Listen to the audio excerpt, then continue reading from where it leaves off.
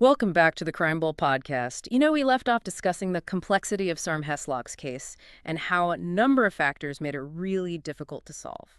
Yeah, it's like trying to put together a puzzle where half the pieces are missing and the ones you do have don't quite fit together. But we're going to try to make some sense of it, all right. That's the goal.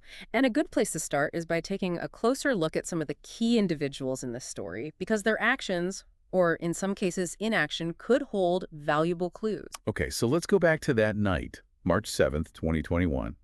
Sarm and Ryan are on his catamaran, the siren song.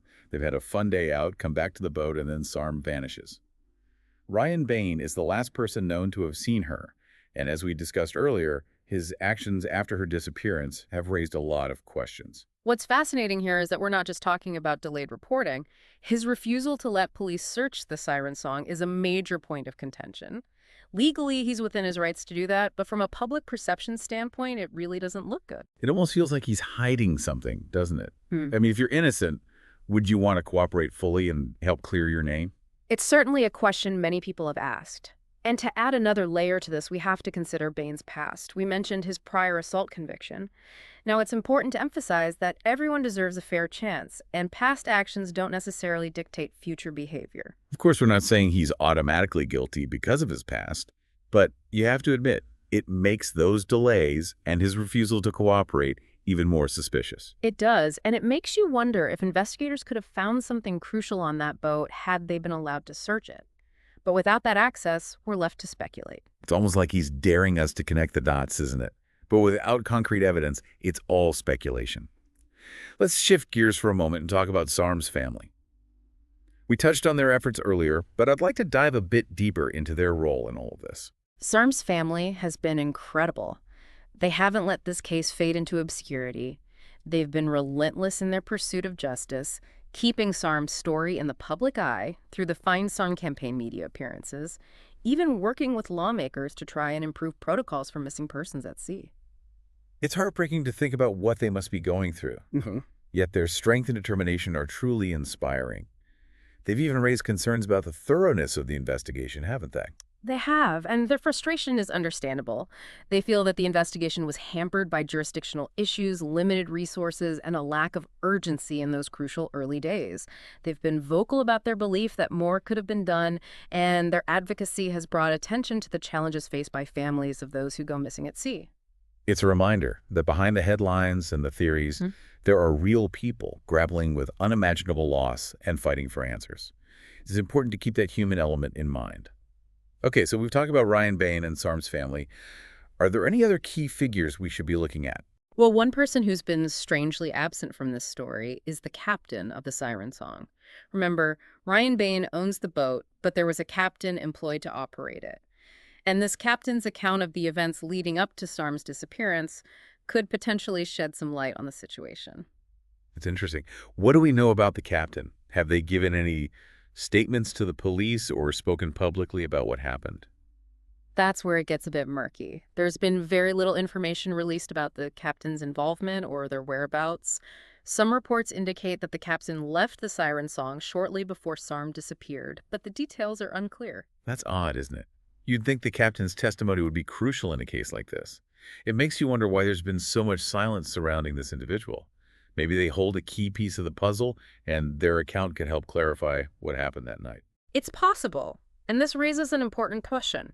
Why haven't investigators been more focused on locating this captain and getting their statement? Could there be a reason their testimony has been overlooked or downplayed? These are questions that certainly warrant further investigation. It's like we keep peeling back layers of this onion, and with each layer, more questions arise.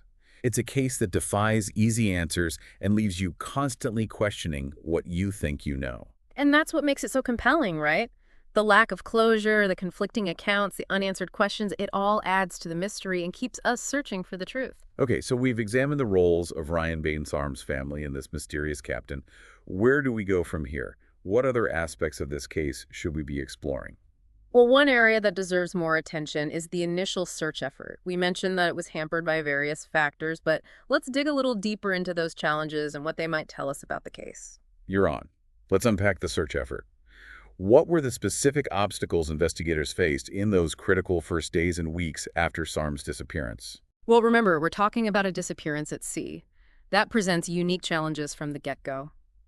The ocean is a vast and unforgiving environment.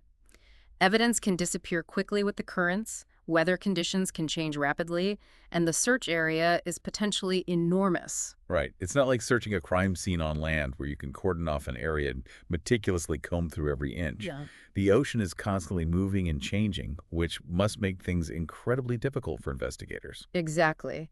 And in this case, there were additional factors that complicated the search. The waters around the U.S. Virgin Islands are known for their strong currents, which can make it challenging for divers and search teams to cover the area effectively. So the currents could have carried potential evidence far away from the original location, making it even harder to find. That's frustrating. It is. And on top of that, you have the issue of resources. The Virgin Islands Police Department, like many law enforcement agencies and island communities, faces limitations in terms of personnel, equipment, and funding.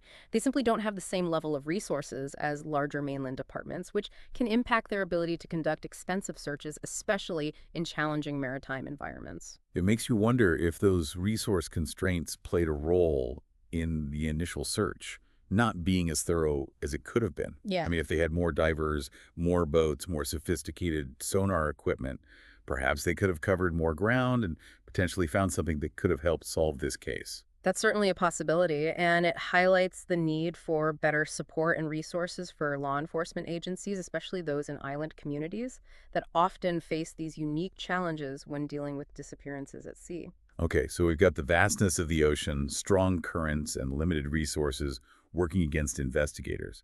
What about the delayed reporting? Did that impact the search effort as well? Absolutely. Every minute counts in a missing persons case, especially one involving water.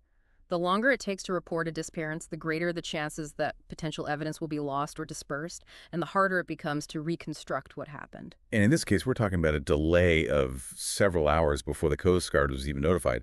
That's a significant amount of time, lost time, that could have been crucial in those early stages of the search. Exactly, and it raises the question of whether a more timely report could have led to a different outcome. Perhaps if the search had been initiated immediately, they might have been able to locate Sarm or find crucial evidence that could have helped piece together what happened. It's a haunting thought, isn't it? That those lost hours might hold the key to solving this mystery.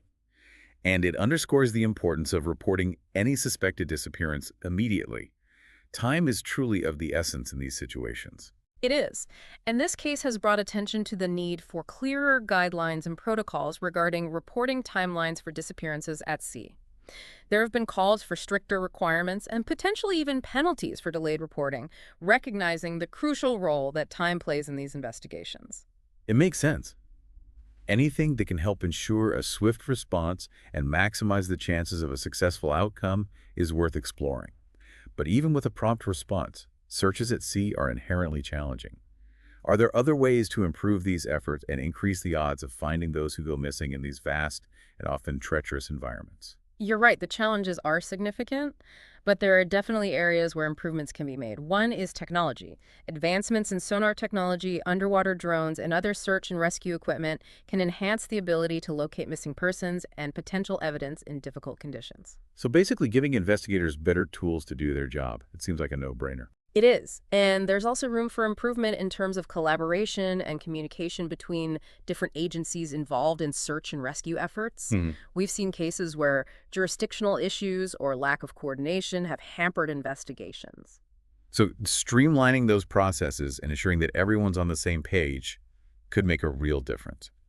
It seems like a multifaceted approach is needed, addressing everything from reporting timelines and resource allocation to technology and interagency cooperation. Exactly. It's about learning from past cases like SARM's and making changes to ensure that future searches are as effective as possible, giving families the best chance of finding their loved ones and getting the answers they deserve. Okay, we've talked about the challenges of the search effort, the delayed reporting, and potential areas for improvement. But even with all those factors considered, we still don't have a definitive answer to the central question. What happened to Sarm Heslop? That's right. And as we move into part 3, we're going to dive deeper into the various theories surrounding her disappearance, examining the evidence, the arguments for and against each theory, and what we can reasonably conclude based on the information we have. Sounds like it's going to be a fascinating and thought-provoking discussion.